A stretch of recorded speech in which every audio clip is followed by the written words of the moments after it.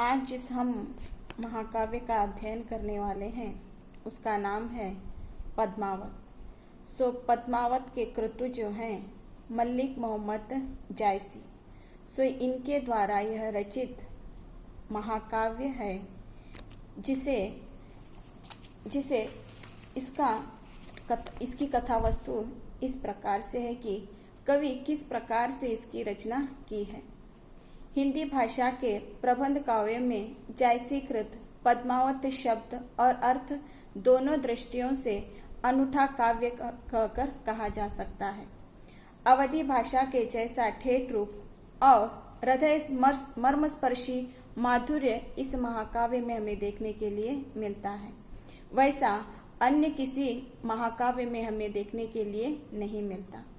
इस कृति में श्रेष्ठतम प्रबंध काव्य के अनेक गुण एकत्र प्राप्त हैं। मार्मिक स्थलों की बहुलता, उदात्त ऐतिहासिक कथा वस्तु, भाषा की विलक्षण शक्ति, जीवन के गंभीर सर्वांगीण अनुभव, सशक्त दार्शनिक चिंतन ये इसकी अनेक विशेषताएं मिलती हैं। पद्मावत हिंदी साहित्य का जगमगता हुआ हीरा कहा जा सकता है। इसके बहुविध पहल और घाटों पर जो साहित्य मनुष्यों की ध्यान रश्मियां केंद्रित होगी, त्यों इस लक्षण संपन्न काव्य का स्वरूप और भी उज्जवल दिखाई देगा। इसकी भाषा जो है अवधी भाषा है। इस उत्तम काव्य में मानव जीवन के चिरंतन सत्य प्रेमत्व की उत्कृष्ट कल्पना हमें देखने के लिए मिलती है। पद्मावत की प्रेमात्मक निर्मल ज्योति कितनी भास्वर है, उसमें कितना आकर्षण है, इसे शब्दों से प्रकट करना बहुत ही कठिन माना जा सकता है।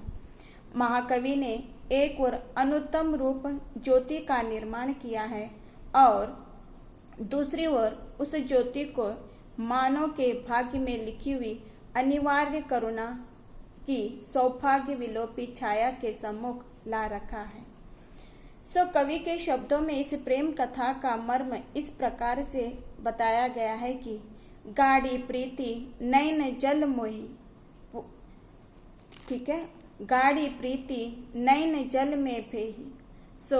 रत्नसेन और पद्मावती दोनों के जीवन का अंतर्यामी सूत्र है। प्रेम में जीवन का पूर्ण विकास और नेत्र जल में उसकी समाप्ति मिलती है। प्रेम तत्व की दृष्टि से पद्मावत का जितना अध्ययन किया जाए कम ही हम लोग कह सकते हैं। संसार के उत्कृष्ट महाकाव्यों में इसकी गिनती होने योग्य है। इसे जो पद अभी तक प्राप्त हुआ है, भविष्य में उसके और उच्चतर होने की संभावना हो सकती है। 16 शती में हिंदी भाषा का प्रखर सूर्य जब अपने मध्याह्न को छूने की तैयारी कर रहा था, पद्मावत की रचना उस उत्थानशील युग में हुई है।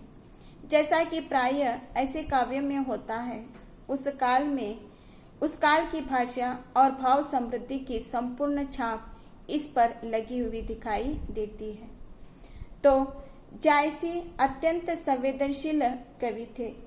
संस्कृत के महाकवि बाण की भांति वे शब्दों में चित्र लिखने के धनी कवि माने जा सकते हैं।